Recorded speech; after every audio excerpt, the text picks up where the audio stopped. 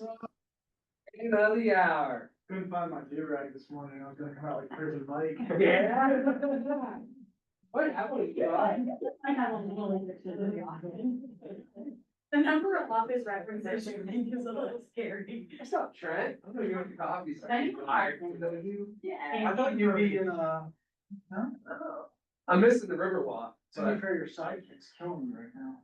Oh, yeah, about your property on Partridge? No, Sunset. Which one? Brothers. She texted me 2 days ago, she was like, hey, we're gonna take your offer. I still don't have a damn thing signed. Oh, you better text her, cause that's not my baby. Thinking goes on. That ain't me. I'm just a simple real estate agent. I stay in my lane. In my lane.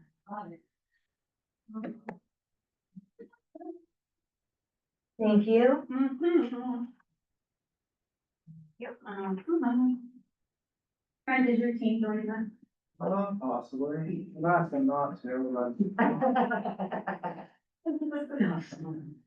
Is John in San Antonio? but. No, John won't be here, I have John's car. Why? I was driving to a showing last night, my back right tire blew out on, I had to really pull off into the sheets on Union Deposit and have it towed. So I have John's car, so I can make it here today. Okay. So he can't. I would have John cannot be here, John's stuck at his house. So I'm he's sure. driving him. You didn't wanna be in a car with couldn't- her? I can't imagine Less why than you the wouldn't. Worlds we would be. Literally. Literally, the amount of squirrels. I love it. I love it.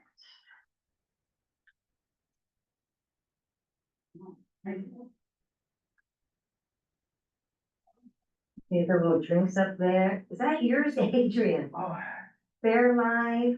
Who takes care of you? I no, brought it for you. no, you didn't. Did bring it for Oh, you. you are just something else. Didn't you? I brought you a water and a protein shake, just in case, I'm telling you. Two. just in case. You never know. Tracy, how was your vacation? I haven't talked to you in like I know. It was wonderful. Ocean City, Maryland. Maryland, yes. So we go there every year. Yep. Cause you know.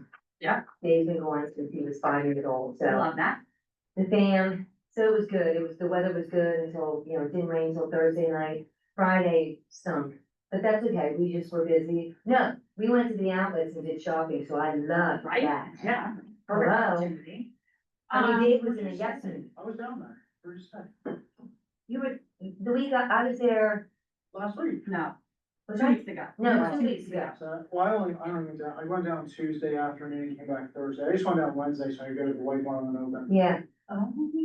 we normally go that week, but Yeah. because of that, we backed it up. Yeah.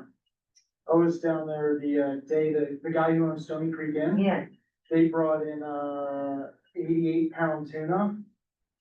but he didn't win. No, they disqualified his tuna. Yeah. Yeah, Why? defect, I don't know. I mean, there's so many people down there and everyone, you know, you can't do a dang thing. Interesting. But I was also there the day they brought that 930-pound blue marlin back, and that was insane. And Jordan got second place. In the white marlin, Yeah. I don't think he ended up getting, oh, he did end up getting second place in the whole competition. Yeah. Because the guy who caught the 72-pound white marlin got first, I think. No, the guy who got the blue marlin got first. He won like 4 million. The guy who caught the 72-pound white marlin won 3.4 million was his final payout. I need to For start that. bidding. For sure. And he was, We wanna go. until Might have to plug in. Michael Jordan brought a 71.5-pound white marlin back on the last day on Saturday. So he ended up getting 360,000, but if he wouldn't have brought that in, that guy was gonna win like 4.2 million. for Can you that. imagine? Can you imagine? No, hard enough. I did. This is like the first Where would time, you get that money? this is like the first time in like 10 years, they had 2 qualifying white marlins. That is. They didn't have a single one, right? Hey, Angie, could you see me reeling I in? see. I would have to No. make like duct tape. No, I was gonna say, you'd have to have weighted vests on and big feet tied you to the boat. A fish would take me with them, Oh, absolutely. and I wouldn't let Which sounds go. like blue marlin. It was so big that when they tried to throw the hook in to angle it, it ripped the metal hook in half. Oh, my Lord. What fishing is this? Right.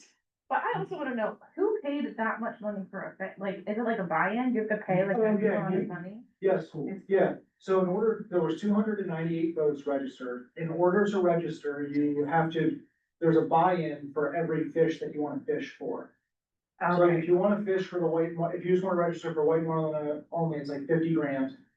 But if you, there's 4 different fish, and if you wanna register for all four, it's like $130,000.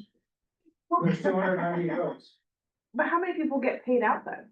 Like top one from each category or top So two? there's, I think it's top 8 from total score.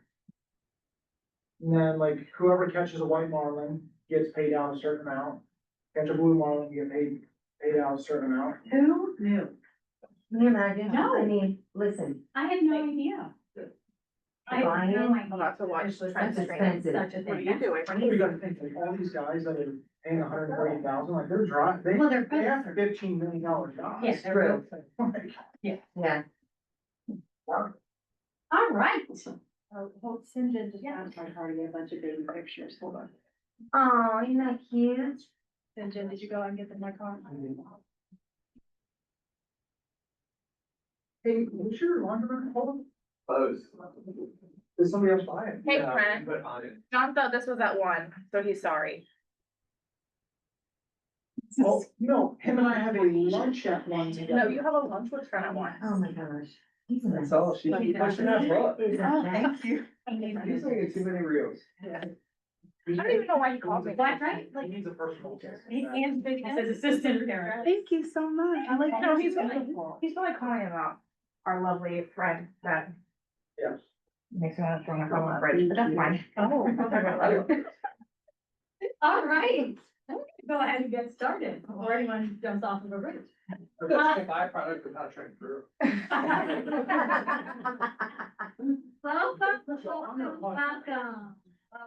Welcome to How I Grew, featuring. We're super excited to have him here. Just a little bit of housekeeping information. There is a sign-in sheet in the back. If you would please sign in just so we can track who's here. And then there are 10-511s if you have any interest in taking notes. Actionable items that you'll be able to take away from this, because I'm sure there's gonna be a ton of good nuggets that you're going to want to remember. So I think everyone here knows me. I'm Adrian. Good morning. And we of course have, our guest attending here, Mr. Trent Sneidman. So we do have a couple questions, ready to go, and I want this to be fluid. So if we need to go a different direction, like, we're totally open to that. And, Questions. yeah, I answered the first 4 and then. okay, yeah, so, It'll be fluid. yeah, And then it's it's just- gonna be really It'll be off- fluid. off Pretty far. And, we also, wanna make sure that we give you guys time, to ask questions, things that maybe we didn't, think about, or things that we did not address. So, first question I'm going to present to Trent. What brought you into real estate? And tell me just a little bit about your first, like, 6 to 12 months, if you wouldn't mind. Okay. Well, I had a different career before this, and I left that career basically overnight. And moved back, I had a house in Pittsburgh and had a career out there. Moved back into my mom's basement overnight, essentially. Sold my house out there. And I did not know what I wanted to do, because I didn't want to continue that career, so, I decided to work for her. I went and got my license and I said, I'm gonna try out her business and my dad's business, because they both had their own businesses, 2 separate. He was a medical sales rep, had his own distribution company. So I figured I'd try both, see which one I liked. Like simultaneously. I was doing both. You were doing simultaneously. both, okay. So yeah, like in the mornings I would, and I was still training people, so I would train people from 4:30 till about 7:30 in the morning down in Kingsbury. And then I would go into the OR and cover a case for my dad, and then I would go into the real estate office or help my mom with whatever she needed. So, the first 6 to 12 months, was very chaotic, cause there was literally no. I really wasn't doing business in the first 6 to 12 months. Like I was like half in, half out. Okay, And so I was so many places. But then when I finally decided I was gonna take the leap, the first 6 to 12 months was super humbling. Mm. Well, it was humbling when you wake up and look at yourself in the mirror and you're like, I'm in my parents' basement at 27 years old. Okay. And I used to own a house. Okay. Here I am. Fair, fair, I love that.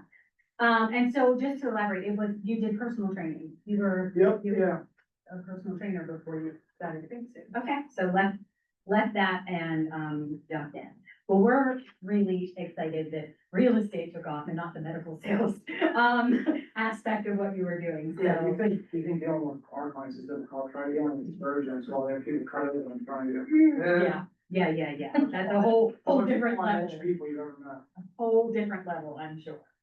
Was there a turning point where you felt that things sort of clicked for you and that you were on the path to success, if you were? The biggest turning point was, I put it into a time frame, but it was probably halfway through year 2. But I think what really it came down to was when I finally came up with goals and sat down and aligned everything that it was going to take to reach those goals. And at the same time that I was aligning those goals, I had stopped personal training and stopped working for my dad. But then I went and I challenged myself because so much of this business is about talking to people and being comfortable, being uncomfortable and having uncomfortable conversations. So I actually went and got a job with West Shore Home doing in-home sales at the same time that I was doing real estate as well. Because I thought to myself, if I can sell somebody a $17,000 shower while being in their house for 90 minutes, that's really worth about $1,200. I'm gonna learn how to sell. And I learned through their company, I literally learned the numbers of sales, the science and math that breaks down to getting to what your goals are. Because at the end of the day, like, and I've gotten into not disagreements, but I've gotten into conversations with people in this office and other brokerages about how real estate is not sales, but it 100% is sales. And it is at the end of the day, it's sales. Because sales at the end of the day is having the person in front of you, listening to their problem, and you're helping them find a solution. They're your consumer. They came to you with a problem, a housing problem. You listen to their wants and needs, and you go find a solution for them. I love that. So one thing, I heard you say was, it sounds like in the beginning, there was not really a system in place. You didn't really have, numbers aligned to what you were looking to accomplish.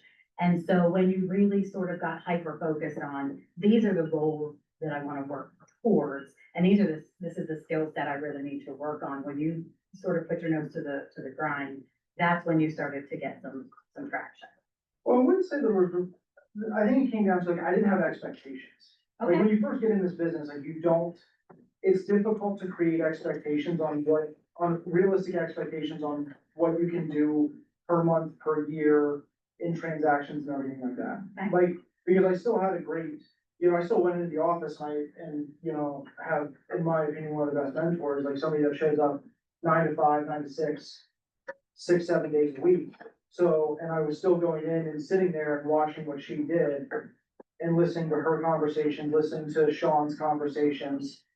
I just sat there, like, I really never had anything to do because I didn't have any buyers, I didn't have any sellers, so I was just going to the office. And I was at Remax at the time where we had phone duty, so I would go in there and I would sit and I would think that the phone was gonna magically ring. Which sometimes it did, but I would at least listen to how she went about structuring her business. And it helped too, because, we moved here when I was, I don't know, like 6, and she got into real estate then, and she knew nobody in this area, so she had to grow her entire business from scratch. Right. So listening to how she went about that too, and, just formulating my own plan, building my own expectations. I love that. So the next question, I think you've really, already elaborated on and answered, but Who or what was it that influenced your growth the most in your early years? I mean, definitely my mom, but I think there was a lot of people. I mean, you know what, the benefit of, there's benefits and negatives of joining Remax right off the jump. You know, one of the negatives is that it's not as tech savvy, but one of the benefits was like, it is such a veteran brokerage, an old school brokerage. So, you know, everybody that was in that office had been doing this 20-25 years. And they were always in the office because they got in this business when we called people from the white pages. And like, they were so open, you know, I could walk around and talk to them. John had the office across from us. So there was some mentorship there. That was more like mentorship. But business wise, it was definitely, my mom, and then some of the other, you know, people there at Remax, and it was old heads. I love that. Right now, can you tell us a little bit about what a typical day, in real estate looks like? Honestly, I'm a little bit more different than probably most people, and, you know, luckily St. John's here, so I can name drop him. I've talked to St. John a few times about how one thing I admire about him is he creates such a great work-life balance. And that's definitely something I struggle with, but with that, like my entire day is real estate focused. You know, I get up at 3:45, 4 o'clock in the morning, so that I have 3 hours until 7 AM to get personal things done. Cause then from 7 AM, I mean, I was texting Dalton this morning at 4:45 about an appraisal. How do you feel about that? I love that. I was. I was already texting. I was already texting going like a checklist of things to get done today at 4:45 this morning. But no, I mean, from 7 AM till honestly like 9 o'clock, 10 o'clock at night, like everything is real estate related, but my goal is, and it comes down to, I think the question we're gonna come to is like what, you know, it all comes down to what my goals and expectations are. And I break it down to a way that most people don't. Like, some people have a transaction goal for the year, like my transaction goal is weekly. That's how I break down my year. It's a 52-week year for me. So every day I literally make calls, texts until I get a new appointment set. Whether it be listing appointment or buyer's appointment. Because going back to the West Shore home thing, if I can set 6 new appointments a week, I'm gonna convert 2 or 3 of those into buyer or listing contracts. And I'm gonna close at least one of those in the next 30 days. And if I'm doing that 52 weeks out of the year, I'm gonna reach my goal of 65 transactions a year. You and I had a little meeting last week and we were actually looking at some numbers and such. What's your goal for this year? My goal coming into the year was 65 transactions. I'm gonna probably be, or I think in our meeting, I was at like 85. Or 88, 85, yeah. Yeah, amazing. Tell me a little bit about some of the, lead gen strategies, your lead gen activities that had the biggest impact on your business. Yeah. It comes down to the pillars. Like, I know Keller Williams is big on pillars. So I break lead gen down into pillars, and there's so many pillars you can do, so I try to dabble in all of them. But, you know, obviously, the cliche ones are gonna be your sphere. Being intentional in those conversations with your sphere. Referral partners, I think is a big one that people miss. You know, I talk to at least 1 or 2 referral partners a week about if there's anybody they know. And what I mean by referral partners is my handyman, you know, those, the people we refer things out to when our clients come to us. So I check in with my referral partners 1 or 2 of them a week and ask, and I get leads from them all the time, especially my contractors and my handyman. Nobody knows more people that are ready to sell than your handyman and your contractors. They're going into houses. And I tell them straight up front, I said, listen, you go into a house and ask them why you're there. And I mean, I've had several listing appointments in the last couple of months that haven't turned into a listing, but I got in the door because my contractor called me and said, hey, I was just at this house. they had me do A, B, and C. I overheard their conversation that they're going their separate ways, and you know, they might be a good person for you to reach out to. And I don't name drop him if that's the, you know, that I just treat it as a cold call at that point. But those are, you know, that's a pillar that I use. Obviously, open house leads. But a big one for me that I know is very controversial amongst a lot of real estate agents is Zillow leads. And why I am such a large proponent of it is, and it boils back to a very basic thought process is, when I sit down and I think about the biggest companies and where we're going in this world, in this new society is, everything is so data driven. All your major companies and your successful companies buy data. So why, if I'm trying to grow my business, why should I not invest in buying data? Because not only what Zillow leads are doing for me is getting me more face-to-face conversations and potential right now business. But the amount of business that I spin off from my Zillow leads is insane. Because those people went on Zillow and chose to work with you because they didn't trust anybody else. Or no one else came to top of mind right away. Right. So now every time I meet with a Zillow lead, to show them a house, every checkpoint in the transaction, at settlement, I literally say, hey, who do you know? And I think I touched on this last time we were up here is, I asked to be invited to housewarming parties, and I'll go. Because how am I gonna be introduced? This is the guy that helped me get this house. And not everybody wants to talk about real estate. A great lead gen strategy for sure. Yeah. I wanna go back to something that you said, in working with like your contractors, your vendors, things like that. I love that you said, like, you're coaching them how to have conversations to help get you leads. And I think that that's so brilliant, because you can just call a vendor, you know, every day, 7 days a week and say, do you have anybody, do you have anybody, but you're not teaching them how to ask for the business. And I commend you for that. My question around your vendor approach, would be, do you have a system? What system are you using? How do you know who you're gonna call? How do you know, are you keeping vendors in command and tagging them that way? Sorry, I'm going off script. No, my face was, you're probably not gonna like my answer. Okay, I don't utilize commands. okay, I don't utilize, honestly, I mean, we utilize it as a team. Yeah. I don't know anything about commands. Okay. Sean does everything for me. we love, Everything is up here. okay, Yes, like I can tell you the last time I called, honestly, probably, or texted anybody that's in my phone. okay, Or if I can't tell you right away, like I also then will run through the list of vendors, and then I just go back in my history and look to see when the last time we talked. I like that.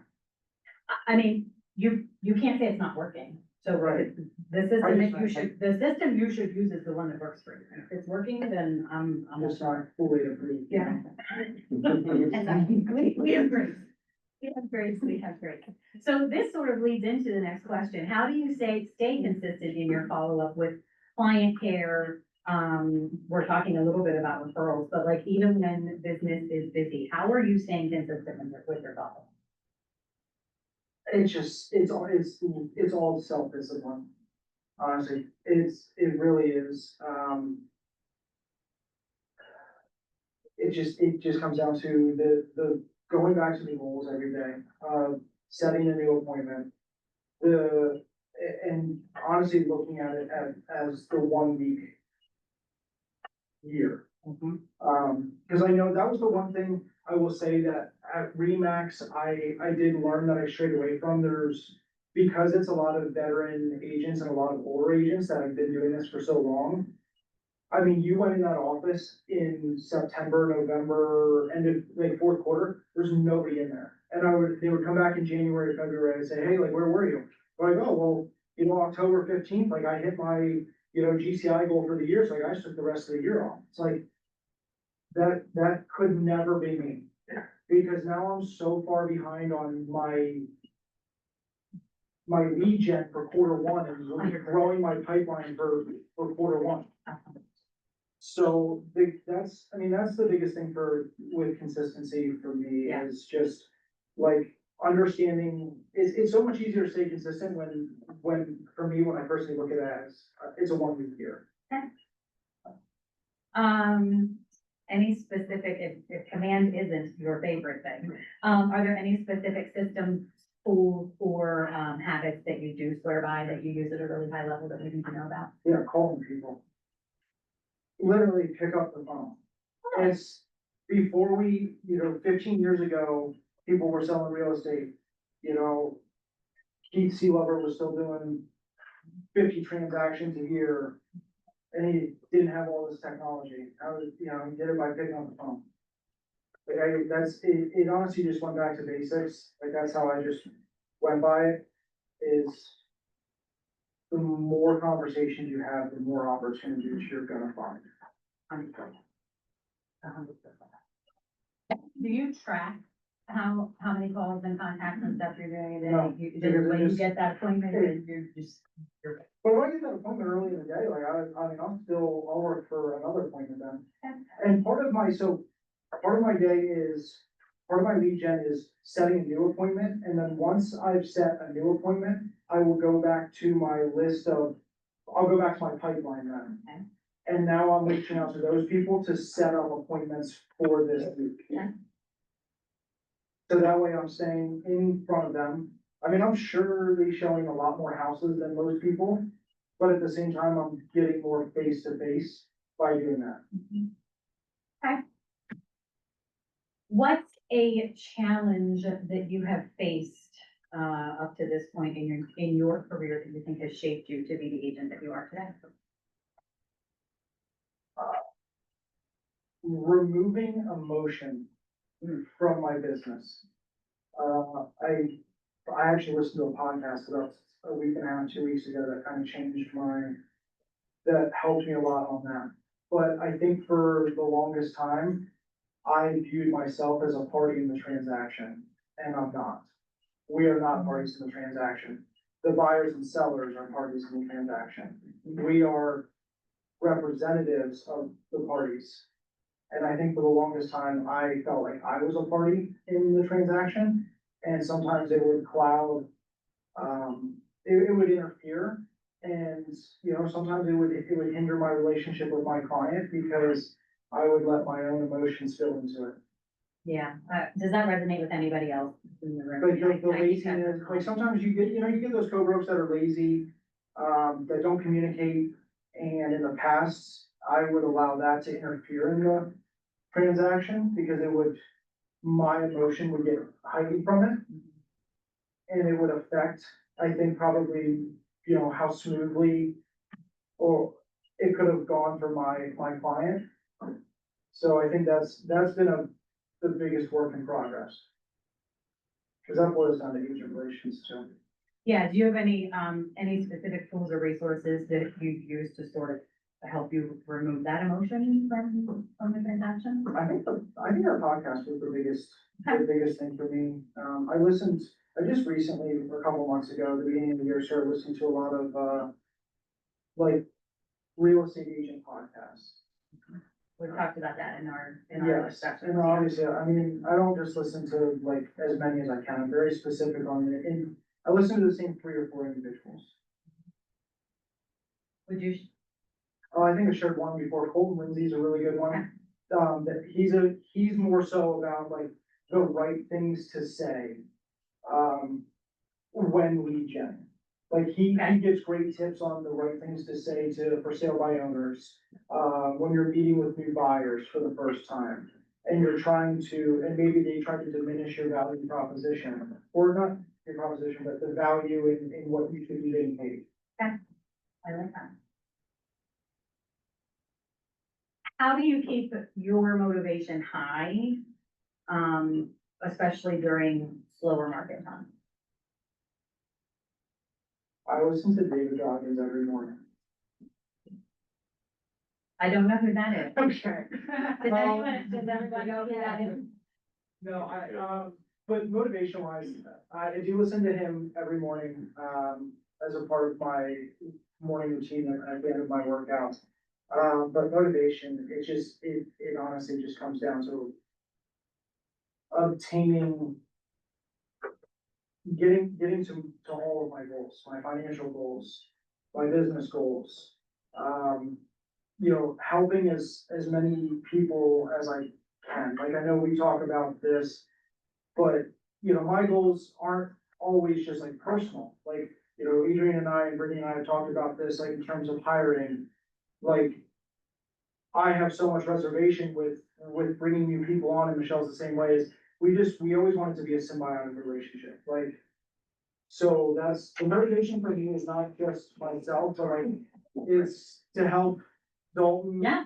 And to help my mom achieve their goals as well, like her goal of getting more personal time, go visiting my sister more, Dalton's goals of getting his feet more in this and becoming financially free to buy a house next year, like, it's understanding the people around you and putting their goals ahead of yours as well. Brittany and I talked about it, like the leaders eat last mentality of the military. If you go into a chow hall, you'll always see that they automatically just line up from lowest ranking or youngest all the way back to the most experienced. And it's not really a written rule, it's just the leaders eat last. Well, and yeah, I love that, you know, it's just, you're not just invested in an end result, but you're invested in the person, and I think that, you know, speaks a lot to the, you know, what the culture that we're trying to embody of, you know, empowering people to reach their goals and dreams. So I think that just aligns really, really well.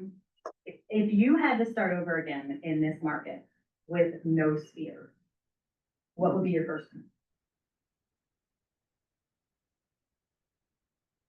I would go back to my pillars, I would go with 4 pillars, okay? I would go with the basic ones of hosting as many open houses as possible. I would honestly probably, if I had absolutely no sphere and I had to start over tomorrow, if you threw me down in Bradenton, Florida, or somewhere I knew nobody, my goal would be to host an open house every night, every day of the week. I would go to every agent in my office and ask if I could hold an open house. Is it gonna take up 14 hours of my week? Yes, but am I probably gonna convert at least one buyer from 14 hours worth of face-to-face? Yes, and if I can do that for, you know, 3 months, I'm probably gonna accumulate 9 or 10 buyers, at least in that time. Okay. So I would do that. I love that. I would invest in some sort of lead generation. And this is where I come back to, is I know for newer agents or for agents that are struggling in their businesses, it's the mindset of, I don't have the financial capability to invest. Right. But it goes back to the saying of, in order to grow a business, you have to invest in the business. And if you can even go take a credit card out, open up a new credit card and invest 6 months worth of Zillow leads at, you know, $2,000 a month and get 10 leads a month. You close one deal in 6 months, that commission check's probably gonna pay for your investment. And you're probably gonna convert more than one. But now you have somebody in your pipeline to ask them about their sphere. So I would do that.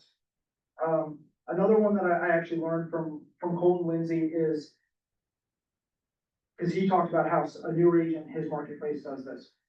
Call them for sale by owners. Be different than everybody else. Everybody else is calling them for sale by owners. I wanna list your property, I wanna list your property.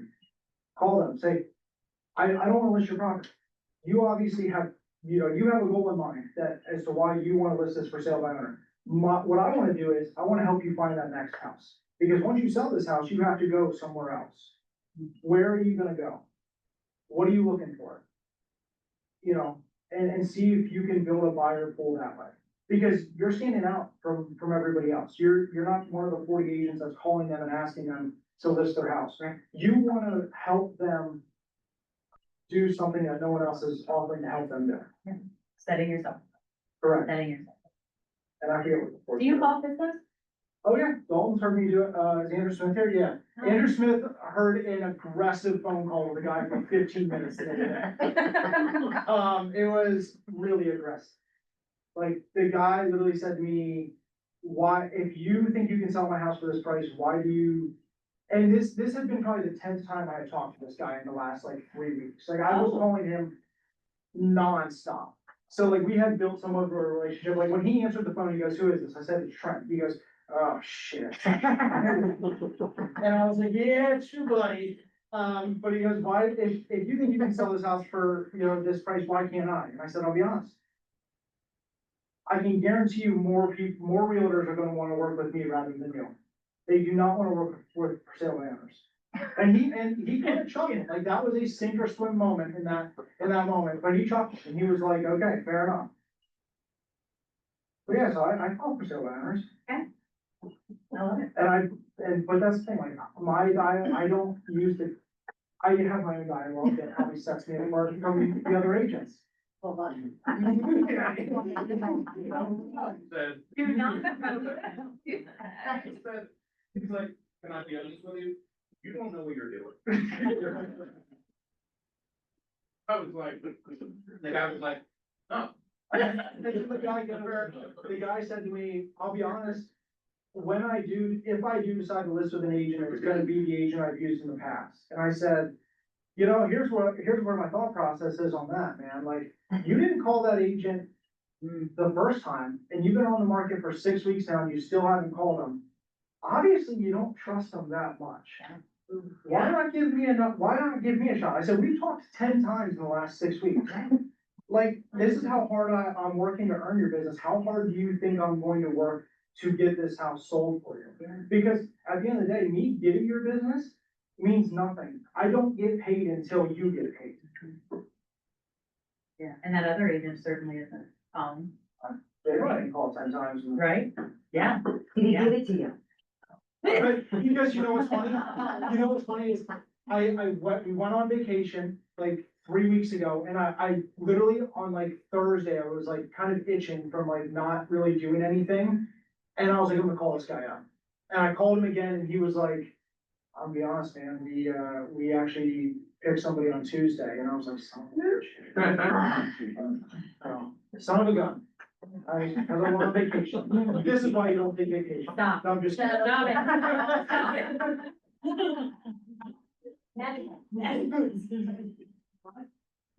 No, I didn't, because honestly, I was on vacation at that point. I was like, yeah, Stop. I'm in my bathing suit at the right now. Yeah. Well, thanks for sharing that. That was good. What do you think is the biggest myth about becoming a top agent that you'd like to debunk? What's a myth out there about top agents that you're like, no? I don't know if it's necessarily a myth about becoming a top agent, but one thing that I've talked to, newer agents,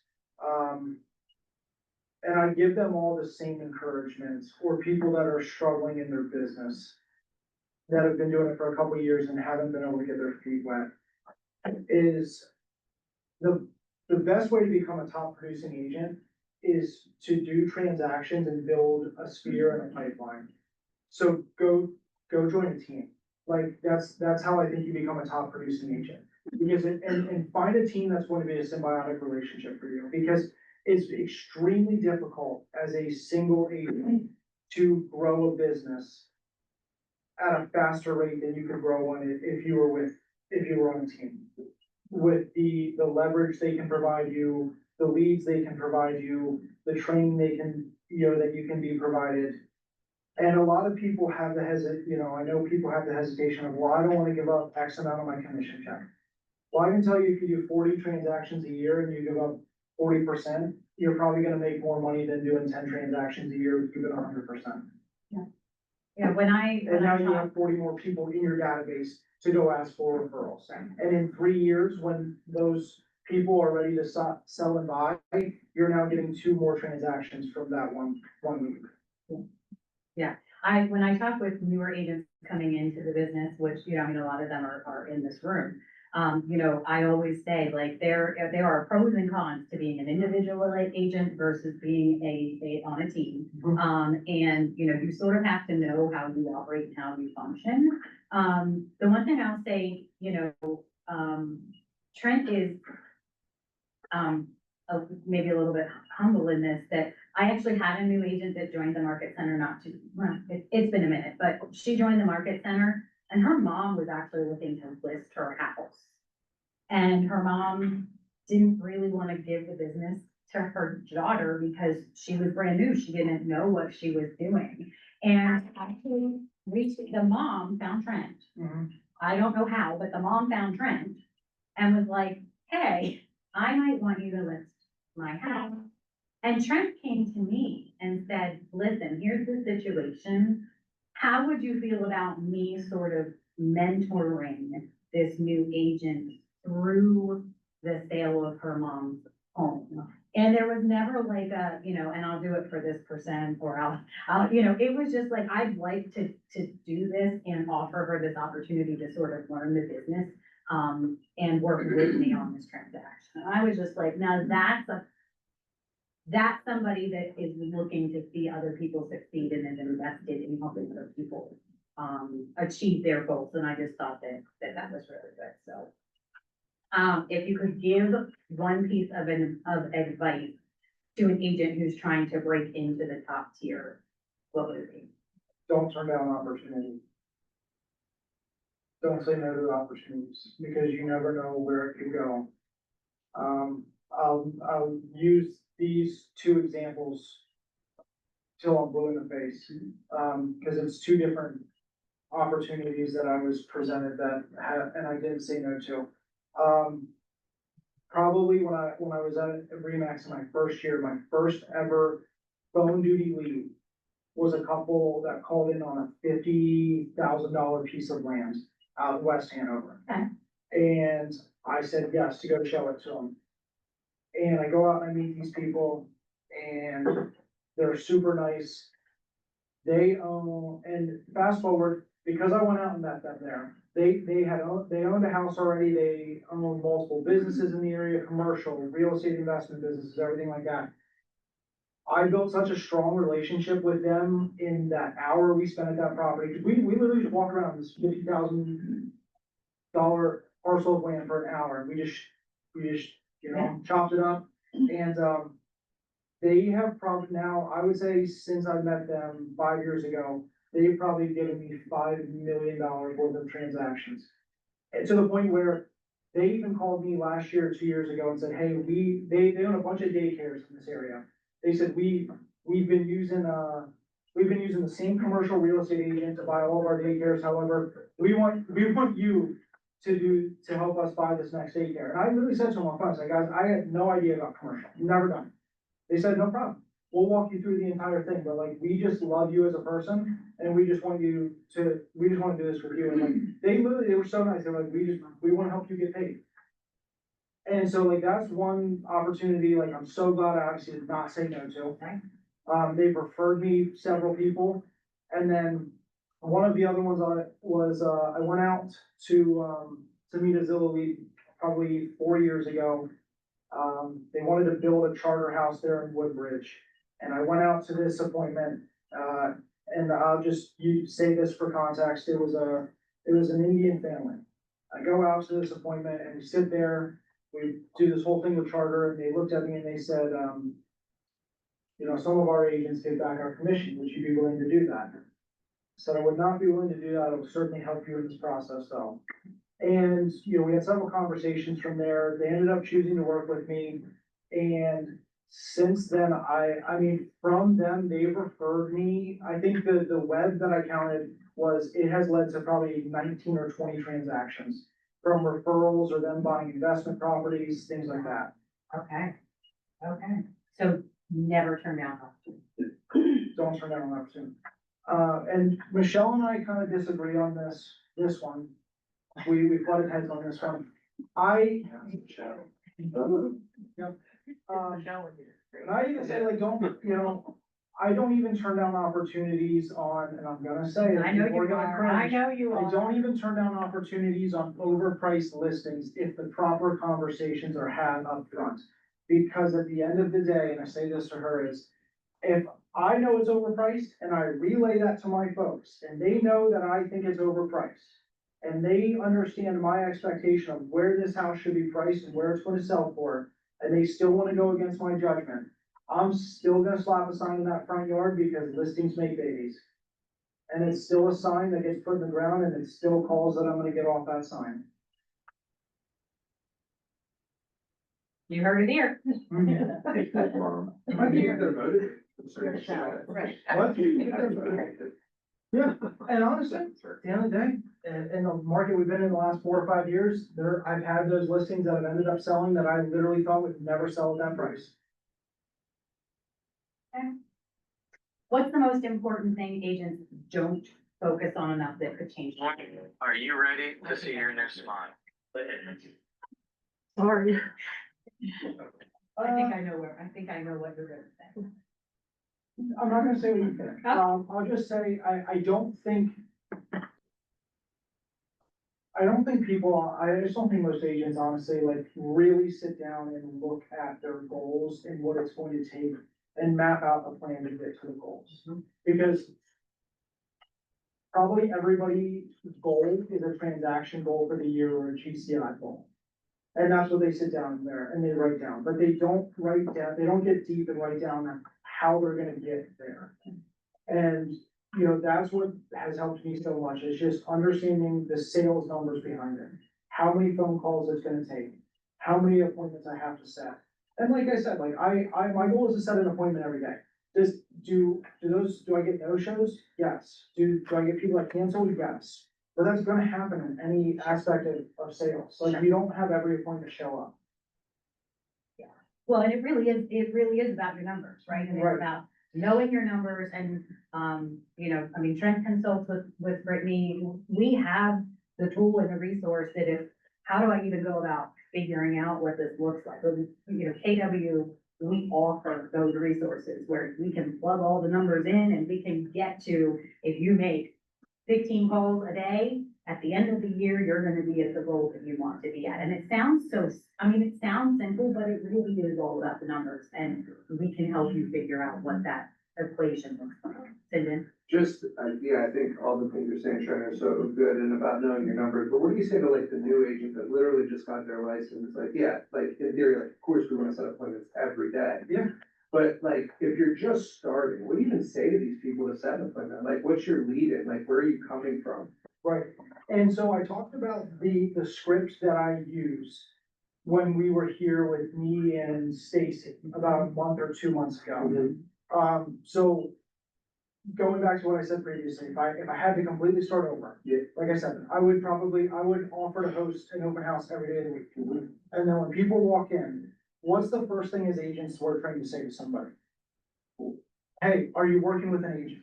Absolutely not do I ever say that. Yeah. I always say, hey, you know, have you had somebody sit down with you and go over what it takes to buy a home in today's market?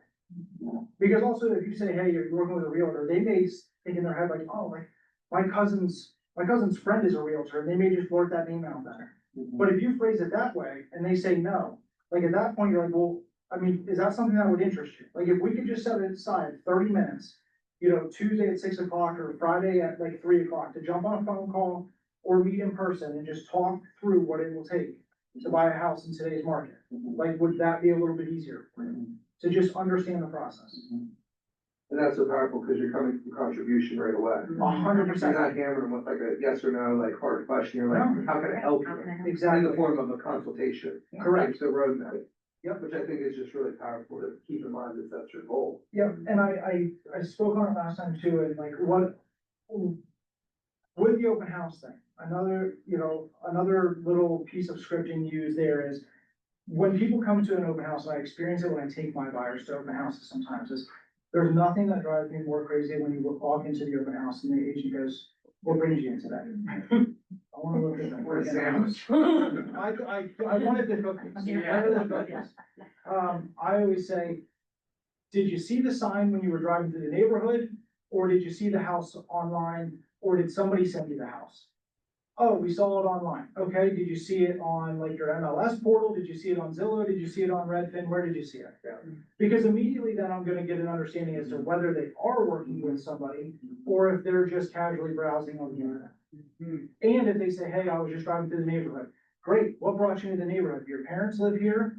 Like, you got friends that live here? Do you just, you just love driving through this neighborhood on the weekends? Like, what brought you in? Yeah. And you're gonna honestly start to understand their motivation very quickly, or like their purpose. Yeah. Which I think is just such a powerful tool too. Because if you don't have people's motivation, what are you really talking about? Right. Yeah. Yeah. For sure. The one thing I wanna say, just to sort of give some kudos, like the advice that Trent's giving, obviously, you know, he's coming from a place where he knows what works.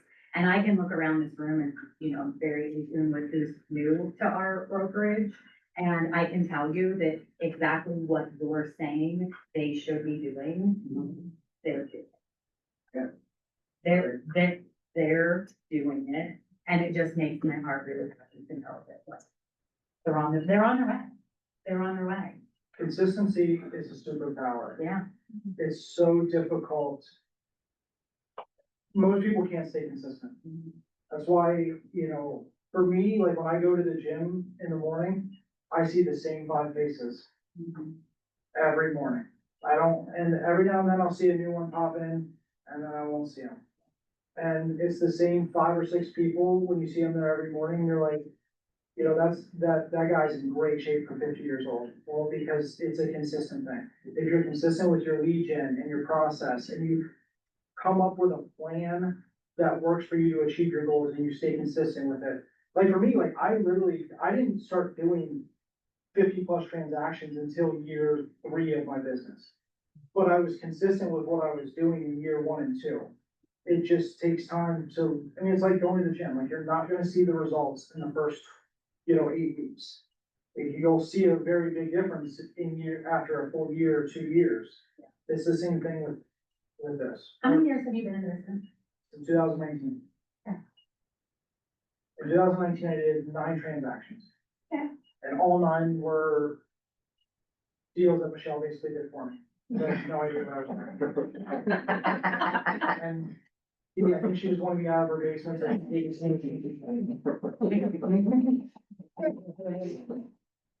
was like, all right, well, you can get pretty free, get off. Started sending me houses, she was like, oh, that's nice.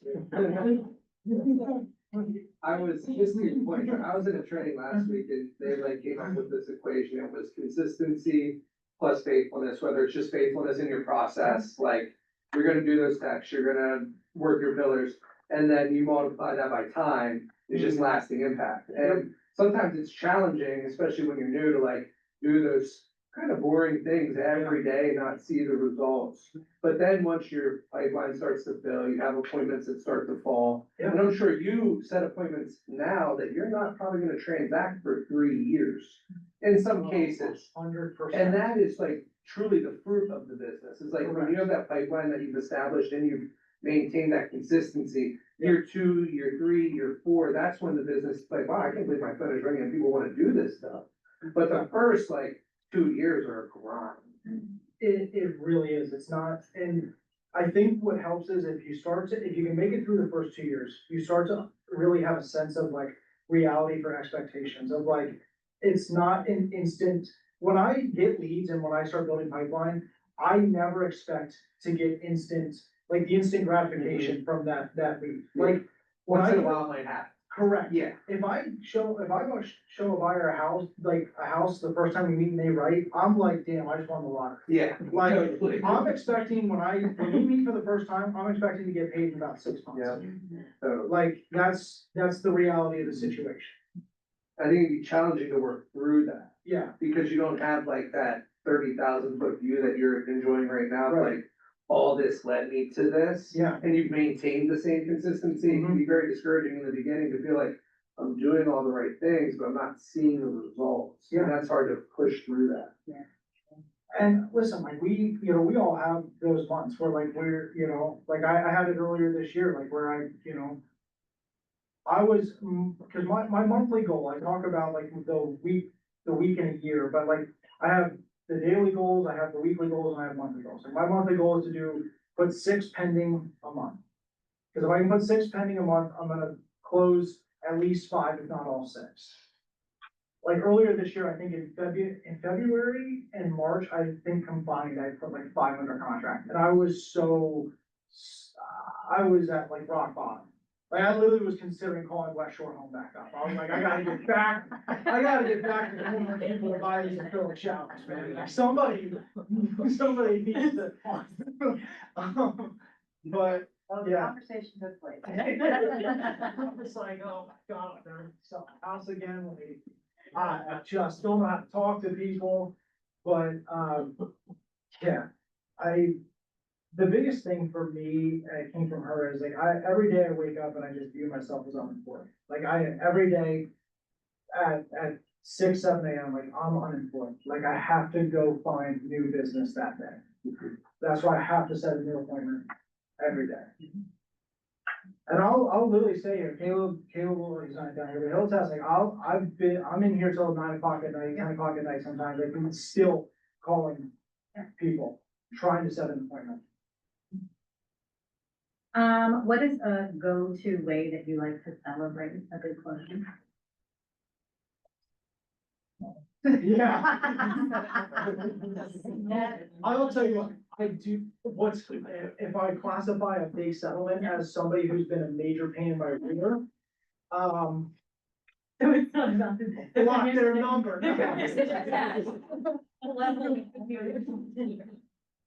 So, I don't, honestly, I don't. Settlements, as soon as settlement's over, I come back from the file and then I immediately get back on the phone. Do it again. Let's do it again. What's one thing about you, that most clients or even, maybe some fellow agents here in the office would be surprised to know about?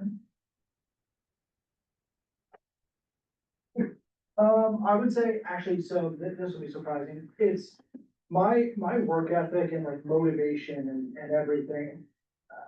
Where my success has been molded from like all of my different endeavors.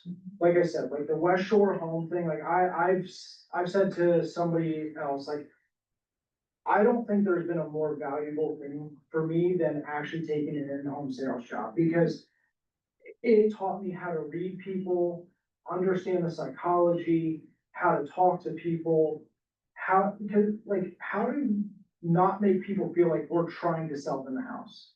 Because at the end of the day, truly, like when I go on appointments, I do not care if the person writes an offer on the house. I said it to Taryn last night. I walked out of here last night and I literally looked at Taryn and said, I hope to God this lady does not want to write an offer on this house. Like, I'm at capacity right now.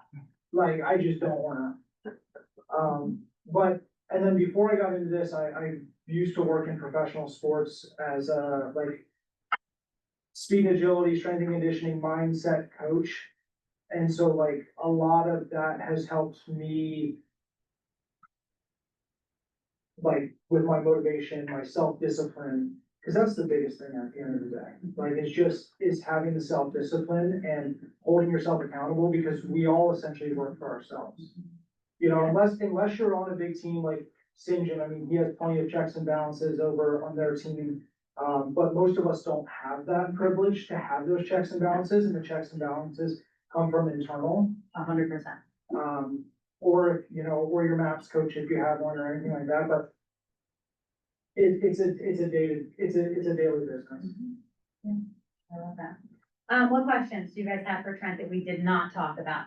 What was the specific podcast that you listened to for, removing emotion? If you can't think of it now, I can. I can't, I'll find it though for you. It was a female agent down there. I know, I can picture her. She was down in San Antonio, Texas, or Austin, Texas, one of the two. But and I'll find her name. But I listened to her, and like I said, Colton Lindsay is one that I picked up the scripts that I talked about for what to say in the open house, about buyer leads, how to talk to sellers and, you know, respond to them when they talk about commission. You know, and it doesn't always work out. You know, I lost a huge listing probably about 3 weeks, a month ago. That because I wouldn't drop my commission. And I thought I did a great job of explaining why I wasn't gonna drop my commission. But at the price point that the house was at and what the other agent ended up doing, it obviously was a significant difference. But, you know, sometimes it doesn't work out, but I would highly recommend, honestly, listening to Colton Lindsay. And then when you didn't get that listing, what did you do? All more people, but I'll tell you what. Got a little upset every day I went home because he lives in my neighborhood. Oh. You're gonna see that soon. And it ended up selling for 70 grand over list price, cash, no inspections. Yeah, it was great. Jeremy, what do you got? Essentially what you just asked, when you have something like that happen, what do you do to keep your mindset positive, to just get past it? You gotta keep moving. I mean, I grew up playing baseball, high school, college, worked for the Dodgers. I mean, the Hall of Fame baseball players hit 300. Yeah. You know, that's what and the funny part is, like, in sales, you know, when I was at West Shore, that was the ideal closing percentage there was 30%. Like, you can't ever expect to close 100% of the leads that you come across. It's just not gonna happen. Right. And if it does, you're probably feeding a bunch of BS. Just a little housekeeping before we wrap up, with Trent.